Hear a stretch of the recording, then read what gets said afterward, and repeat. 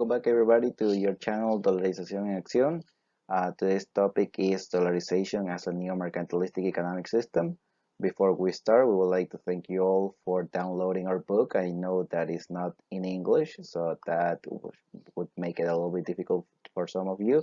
Again, the book is not meant to be a way to learn Spanish, so I wouldn't recommend you to download it unless you currently have an advanced level of Spanish. But anyway, we have received about 50 downloads in the first month that the book has been out. It's out in the Amazon Kindle, so that's been very gratifying. And as we said before, we are going to be working. Today's topic is based on section 3.5 of the book called Mercantilism, Capitalism and Neo-Mercantilism. That is on page 128 of the book. And the reason why we picked this system is precisely, or this section is precisely because Ecuador is undergoing an electoral season. We are choosing our next president, our next government, and all the candidates are terrible. None of them can be truly recommended. And among the reasons why is this, because they don't understand dollarization. None of them have shown any knowledge of it. And it just means that there's a big chance that their management is going to be truly bad. Why? Well, this is one of the paragraphs of this section that we have translated into English, and it says that it cannot be sufficiently emphasized that the leaders and planners of a dollarized economy must be knowledgeable of all the details and quibbles of this monetary scheme, as this system is even more complex than traditional mercantilism, not to say than a market economy with its arsenal of fiscal and monetary tools intact. We meant to say tools. It says tools. I'm sorry about that. That's a little mistake there. But mainly it means that this system, dollarization, being a neo-mercantilistic system that is not very well studied, is even more complicated than traditional mercantilism or the regular capitalism that we usually live in day by day. Now let's talk about, to start understanding this, we need to begin by understanding the difference very quickly, the difference between species money and fiat money. In this sense, species money is transaction unit with intrinsic value, like gold, silver, cocoa, etc. For example, gold. Gold has more value that goes, or a value that goes beyond transactions, because what happens with gold is that if you're not using it as money, you can use it for decoration, you can use it for industrial purposes. I mean, there's still places where they use gold for like dentistry, for example, to make teeth. So there's value in gold even if you're not using it as a tool to make transactions or exchanges in the market. That doesn't happen with, for example, fiat money. Fiat money implies that the value of that money or of that said money depends on the trust of the market of the issuing country. It doesn't have an intrinsic value. For example, dollar, you take a dollar and you go to North Korea where dollars are illegal. Technically, the dollar does not have any money, any value, and it will imply that it has no intrinsic value at all, because once there's no support for the American economic system, it will imply that you are only holding a piece of paper that has been printed on it. The concept of mercantilism, basically what the author that we're going to be quoting here says is that mercantilism is an anti-democratic capitalism where property and private enterprise are a privilege, where there's no competition, and thus citizens don't have rights but voracious concessions by the state authority. There is no law to limit power. This anti-democratic capitalism is historically known as mercantilism. This comes courtesy of Enrique Herzi Vidal, Consecuencias Jurídicas del Mercantilismo. And basically, it implies that the capitalism that we live in is supposed to be democratic. We're going to see a little bit of that later on in this presentation. Mercantilism was not democratic, meaning that it was not completely free, actually. There was a lot of oligopolies. There was a lot of privilege from the state, a lot of state intervention. That's why you had monarchies, you had colonialism, you had militarism. Now, another concept of mercantilism comes from Max Weber, who said that everything that existed before the 18th century were diverse types of an irrational capitalism. Mercantilism is the translation of the profit motive to the political stage. People in America might recognize this a little bit because that's basically what kind of happened with the last government in the United States with Trump coming to power, right? It meant the translation of the profit motive to the political stage. You had a president that was violating the emoluments clause. You had a president that was trying to break deals for him, for his family, for his organization. So he kind of took America back a little bit because it brought it back to mercantilism in a way. The state is run as if it was composed entirely by capitalist entrepreneurs. Again, something that was very similar to the last government, where many of the positions in the government, regardless of what they were occupied by entrepreneurs. Let's say by business leaders more than entrepreneurs. But anyway, foreign policy is based on the principle of trumping adversaries, buying as cheap as possible, and selling as high as possible, which is anyone that knows game theory is not necessarily an outcome that you want to have if you want to have a continuous long-term relationship with somebody or a partner. The ultimate goal is to strengthen the foreign power of the state. Theoretically, this system was based on the premise of the trade balance that thought that a country became poor as soon as its imports surpassed its exports.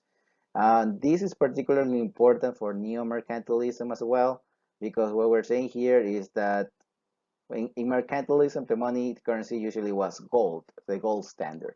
So if you run out of gold, you basically run out of money and your economy couldn't function anymore. You had to go back to barter.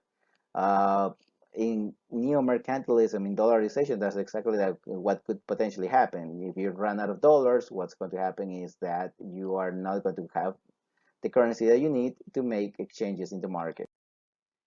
The concept of neo-mercantilism, again, this is not a concept that we have come up with. This is something that we have researched. So one of the authors that has spoken about it is called Raza, and he states that neo-mercantilism contains elements from classic mercantilism, such as the active promotion of exports and the proactive role of bureaucracy in the reduction of barriers in foreign countries, as well as the world expansion of national or regional companies. But contrary to all mercantilism that aims to a general liberalization of trade, neo-mercantilism combines offensive and defensive interests in its strategy. So this comes from Formas del Neoliberalismo y Relaciones Internacionales from Andrés Musacchio. I understand that there's a version of this paper in English, so if you can find it, I would recommend you to read it because, assuming that you are interested in this topic, because it tells us exactly what's going on with dollarized countries. Dollarized countries and what we say in the book is also related to this, to combining strategies of offensive and defensive interests, because opening the whole economy will not be beneficial. We prove that in the book. But also we need to expand the markets to be able to bring in the currency that the economy needs to function and to grow. So in that sense, neo-mercantilism is a perfect fit for what dollarization is about and the dynamics that this particular system has. The exchange rate. So let's compare traditional capitalism to mercantilism and see how that derives into neo-mercantilism. So in mercantilism, the exchange rate was the law of a single price because it was fixed to gold, the gold standard. In capitalism, you had floating currencies in different ways. You had BRICS, you had basket of currencies, you had ranges, you had program depreciation, scheduled depreciations. In neo-mercantilism, what you have is an anchor, which is fixed, which is the dollar. For example, in the case of Ecuador, is 1 to 1 to the dollar, and Panama 1 to 1 Balboa to the dollar. But in the case of El Salvador, for example, it's 8.75 colones to a dollar. But it's been fixed like that since 1992. However, the dollar is not the only currency in the world. So, like the gold was the only currency in that world, the gold standard. That's why it was called the gold standard. But the dollar is not the only currency in the world. So you have a relative float between gold and other currencies in the world. So you have a little bit of mercantilism and you have a little bit of capitalism in there. The kind of money. In mercantilism, the money was specious because gold has an intrinsic value, as we mentioned before. Capitalism is fiat, is based on trust of a meeting country, of the meeting country. In this case, for example, a dollar is based on the trust of the U.S. government. And neo-mercantilism is a species for the dollarized economy, fiat for the rest of the world, because in the sense of like, why is it suspicious? Because a dollarized country cannot print dollars, it cannot grow dollars in a tree, it cannot mine dollars. So in that way, it behaves like gold. You have to go out in the market and get it so you can have it. On the other hand, for countries that are not dollarized, the dollar is indeed fiat, because if the United States, for example, when you had the Great Recession in 2008, 2009, um, the credit rating of the United States actually went down and the dollar depreciated a lot. So that's because a lot of other countries around the world lost their trust in the United States a little bit. I mean, then they got it back when the economy rode back again, but in those days, the trust in the economy was really down. So it meant that the dollar depreciated against other currencies. In the case of a dollarized country, it's still 1 to 1. So for a dollarized country, it's still a species money. For the rest of the world, is fiat money. The economic system in mercantilism, as we said before, there was oligopoly, and it was based on the gold standard. In capitalism, you have free market supply and demand, the invisible hand. That what sets the prices. That what sets winners and losers, competition. In neo-mercantilism, you don't have a free market because you're working under the dollar standard, whatever dollarization forces you to do, and there are winners and losers of this economic reform. Now, this is a very long subject. It is covered in the book, but basically because of many restrictions imposed by dollarization. Remember that dollarization has continuously been called a straitjacket. So obviously it's holding back the economy. When it does that, it creates winners and losers through this reform. So it cannot possibly be a free market when you are wearing a straitjacket. You cannot be free with a straitjacket on. Political system. In mercantilism, you have oligarchy, monarchy, colonialism, because you have elites, you have privilege. And remember that when the mercantilism was still going on in the world, what happened was that you had situations where only men could vote, only men with money could vote, only certain races could vote, like whites could vote and blacks couldn't vote, or certain classes could work, like could vote, like for example, the colonizer could vote, but not the colonized, and so forth. So mercantilism was very unfair. It definitely was not democratic. Capitalism must have democracy, because you cannot have a free market if the political system is not free as well. I mean, you cannot have it both ways, because otherwise it wouldn't work. And neo-mercantilism is a discriminative democracy because it creates winners and losers that go beyond economics. We're going to see that a little bit here in the incoming slides, but what this means is that it is not a democracy because, first of all, it's not run by the free market, as we said before, but also it creates winners and losers, just like mercantilism did. I mean, mercantilism was on purpose, if you want to call it that way, because you had a monarch, you had an elite, and they decided who the winners and losers were going to be in a society. In this case, it's the dollar that decides that. I mean, as we explain in the book, you're going to have those industries that have economies of scale large enough to have world prices. Those are the winners of dollarization, because they're going to be able to produce and export and gain money and finance their production and their operations much better than they did before dollarization. However, those industries that do not have the economies of scale, that they don't have enough money, and they don't have enough market to reach that level, what's going to happen is that they are going to be eroded by dollarization, usually replaced by imports. Economic growth. In mercantilism, the economic growth was based on market openness, colonialism, and militarism. Let's remember when Britain went to war with India, went to war with China, the United States went to war with Japan, even with Spain, and took over the Philippines and the Caribbean, blah, blah, because that way they were opening markets and growing that way through colonialism and militarism. In capitalism, the growth is through technology. I mean, these are the endogenous growth theories from Romer, and a little bit also from Solo. But in neo-mercantilism, growth doesn't come from militarism because usually countries that dollarize are very small. They definitely do not have this military strength to go out and colonize or conquer other countries.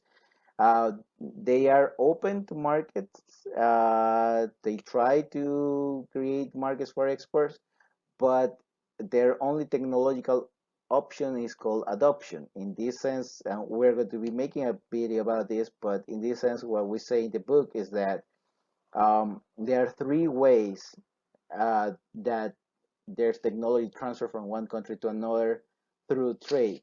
And those are imitation, when a country basically starts producing what other country was already producing with their know-how. But this depends on having low wages, which does not happen in dollarization or any kind of situation where you have hard currency. The other one is innovation, to actually create the technology, but this usually does not happen in small economies that do not have the human capital to do so.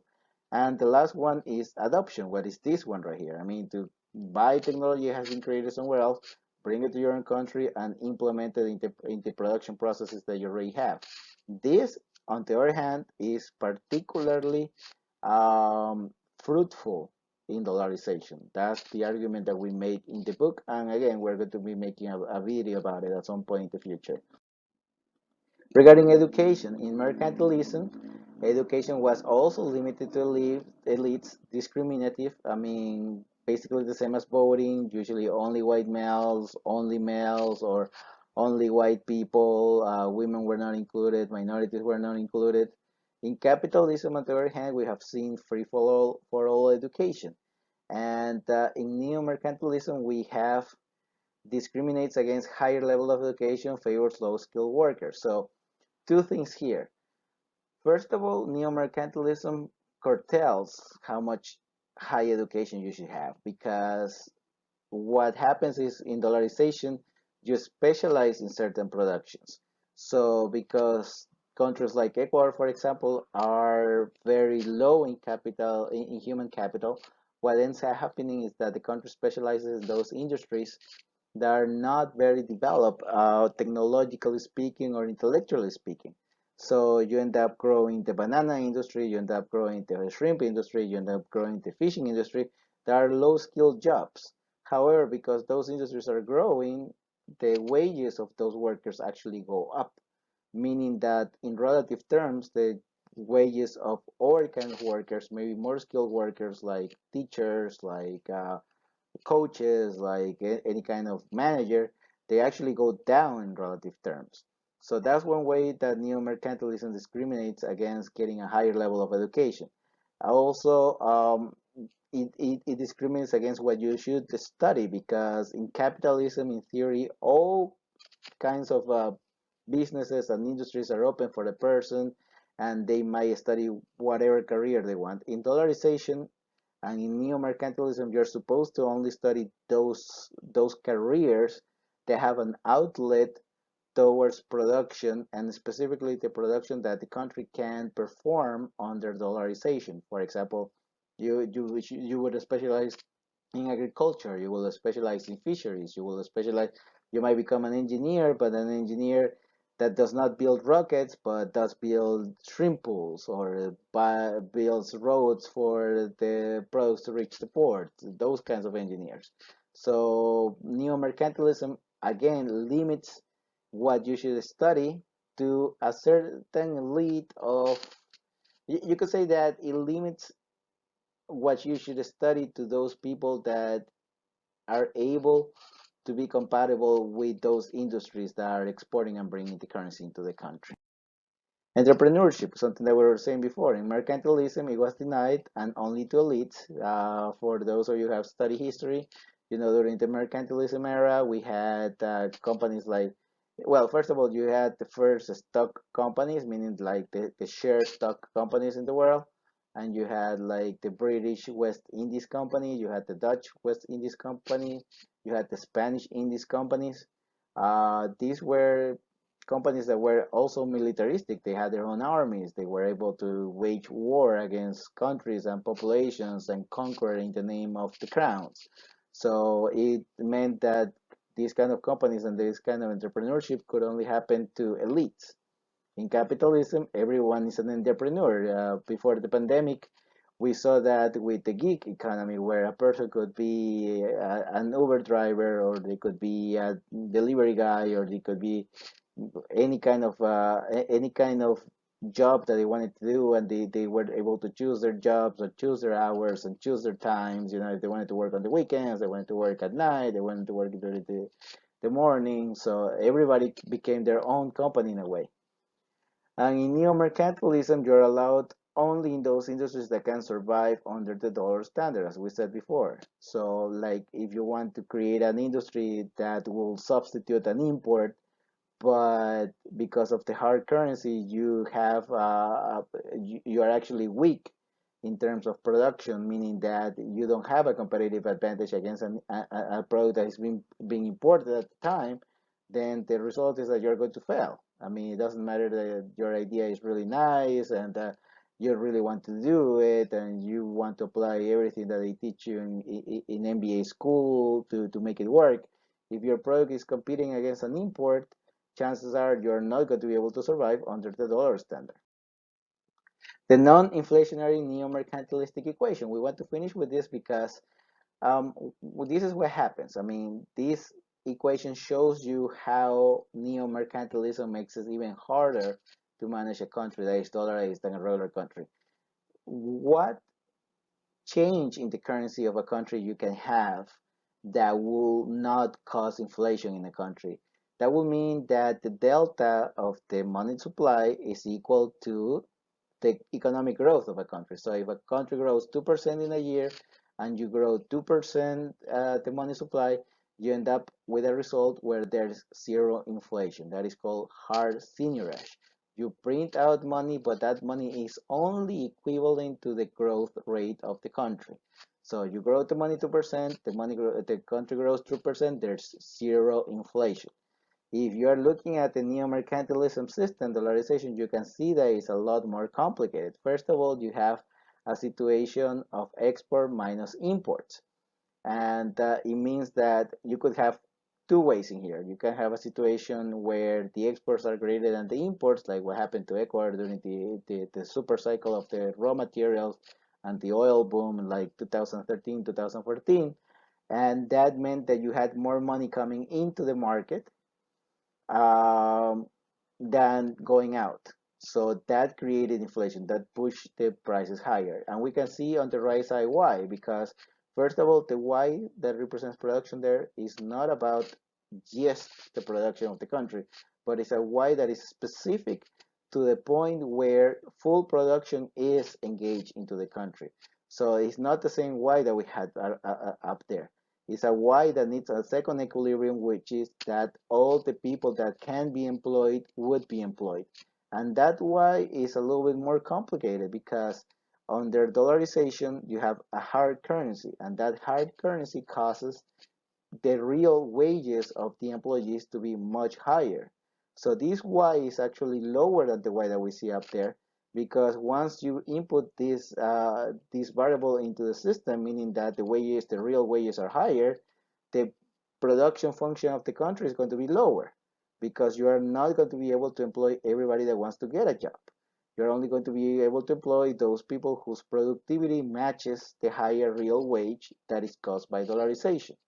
So you will have that plus hard seignorage, meaning how much money is being printed out that will actually not cause inflation. But there's another point in here, and this is something that we have mentioned in our videos, and we are going to be mentioning in some other work ahead of us, meaning that seignorage is again something that has to be considered because what's happening right now with Ecuador and other dollarized countries is that this seigniorage is remaining in the United States because there's no seigniorage treaty.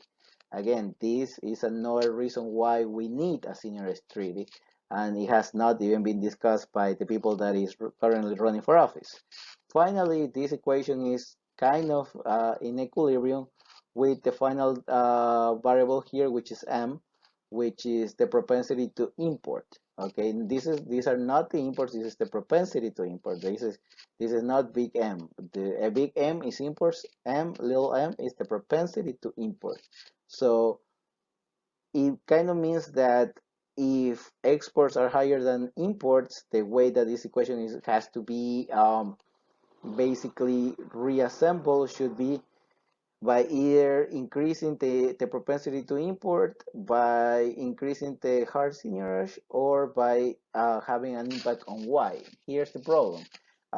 Heat seigniorage right now is remaining in the United States, and M is really hard to change because M is basically a result of the market demand. So if we are actually exporting more, we are going to have a higher M, because what's going to happen is that because so many of the things that are exported are part of a global supply chain, what happens is that many of the raw materials that are necessary to produce the products that are being exported need to come in. So chances are that M is also going to be very, very sensible to X minus M. But most importantly, and this is something that has to come out from this equation, is that whatever external shocks we have in X versus M, they're really going to be reflected on YFE, meaning that they are going to be reflected straight out into production, but specifically it's going to be straight out into, it's going to be expressed into either laying off or hiring more workers. Because what happened is that whenever you had a flexible exchange rate, any external shocks could be kind of like um, diluted with the use of the exchange rate. You did not need to fire people. You could always dilute their salaries, reduce their salaries, their real salaries, their way, by devaluating the currency, and that way you could keep both the production and employment up. But right now, when you have a situation like this under dollarization, what's going to happen is that you are going to have to stop YFE. You're going to have to stop the production that is related to the full employment, and that will straight out mean that you're going to need to fire people. Well, that's been the presentation for today. We really appreciate it. If you liked it, subscribe, share, like, and leave us any comments that you may have. Thank you very much. Until the next time.